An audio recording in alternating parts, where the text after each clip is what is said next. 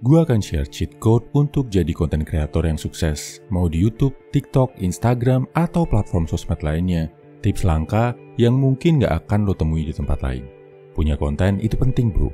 Selain bisa jadi penghasilan tambahan yang bisa dikerjain dengan santai, mau lo karyawan, pebisnis, pelajar, atau freelance, punya konten yang bagus bisa jadi portofolio positif buat lo.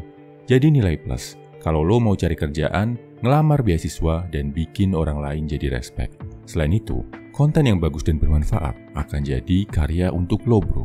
Cowok wajib punya karya yang bermanfaat, dan salah satu cara yang paling mudah bikin karya adalah dengan punya konten di platform online. Oke, langsung aja.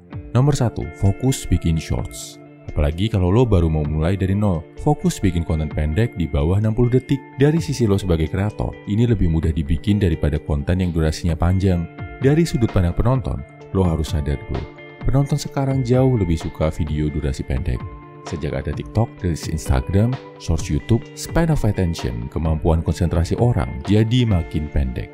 Makin gampang terdistraksi, makin sulit konsentrasi buat nonton konten yang panjang. Audiens lebih suka sama konten yang pendek. Jadi di awal, fokus dulu bikin shorts sampai lo terbiasa. Biar pertumbuhan audiensnya juga lebih pesat. Nanti, kalau lo udah merasa makin pede karena banyak yang nonton, baru mulai tingkatin durasi konten lo. Nomor 2, cari ide buat konten gimana bro?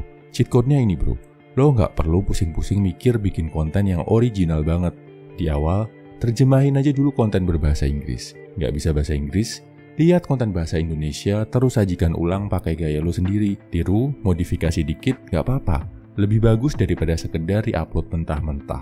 Konten di luar sana ada jutaan, ada puluhan juta. Nggak mungkin lo kehabisan ide. Kalau lo tetap idealis, mau bikin konten original gimana? Bisa banget. Sajikan pengalaman hidup lo. Hal yang udah pernah lo rasakan. Hal yang udah pernah lo lakukan, jadi konten. Mungkin pengalaman lo menang suatu lomba dan tipsnya. Pengalaman lo patah hati dan akhirnya move on. Atau mungkin pengalaman jalan-jalan di suatu tempat berkesan. Bahkan bisa sekedar lo rekam aja kegiatan lo hari itu, upload, jadiin konten. Intinya, sumber inspirasi itu nggak terbatas bro. Nggak ada alasan nggak bikin konten karena nggak ada ide. Itu sebenarnya cuma males aja cari ide bro. Nomor 3, tentang alat, gear, dan software buat bikin konten. Cheat code yang ini penting banget. Jangan mikir mau beli-beli dulu baru bikin konten. Nunggu ada duit dulu buat beli alat baru bikin konten. Ini kebalik bro. Bikinlah konten dulu dengan alat seadanya sampai menghasilkan. Baru hasilnya nanti dipakai buat beli alat yang lebih bagus. Bikin konten pakai HP yang lo punya, rekam suaranya di sana terus konsisten upload. Kalau punya PC atau laptop, pakai PC atau laptop lo. Sekedar referensi, ini ada beberapa software gratisan yang kualitasnya nggak kalah bagus dari software berbayar. Buat rekaman dan edit audio, lo bisa pakai Audacity. Buat edit video, lo bisa pakai DaVinci Resolve. Buat cari video gratisan yang boleh di-upload, bisa ke Pixabay atau Pexel. Musik, cari di YouTube Audio Library. Yang cuma punya HP sebagai alat edit, bisa pakai Canva. Udah all in, ada opsi gratisannya. Nomor 4, kuantitas lebih penting dari kualitas. Ini tips kontroversial yang nggak semua orang setuju. Kebanyakan seminar, workshop, atau kelas konten akan bilang kejar kualitas dulu baru kuantitas.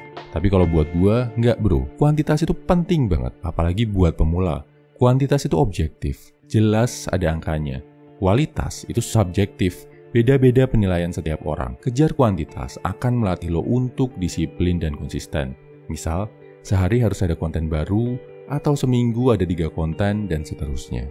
Manfaat lainnya, kalau lo kejar kuantitas, lo juga akan dapat kualitas. Video ke 100 lo pasti akan lebih bagus dari video pertama lo. Kenapa?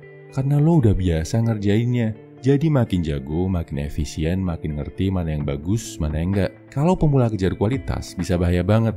Konten lo bakal nggak jadi-jadi karena lo perfeksionis, ngejar kesempurnaan. Jadinya, progres pertambahan konten lambat, akhirnya lo akan malas dan nyerah di tengah jalan. Belum lagi, kalau lo kejar kuantitas, lo akan dapat portofolio.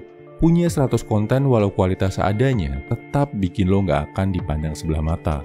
Paling nggak, kompetensi lo tentang 100 konten yang lo bahas itu akan naik di mata orang. Nah, setelah kuantitas kejaga, rutinitas aman, baru perlahan-lahan pikir cara untuk naikin kualitas. Biar ada perbaikan, biar ada improvement. Nomor 5, saat bikin konten, lo perlu tujuan lebih dari sekedar subscribers, views, atau duit.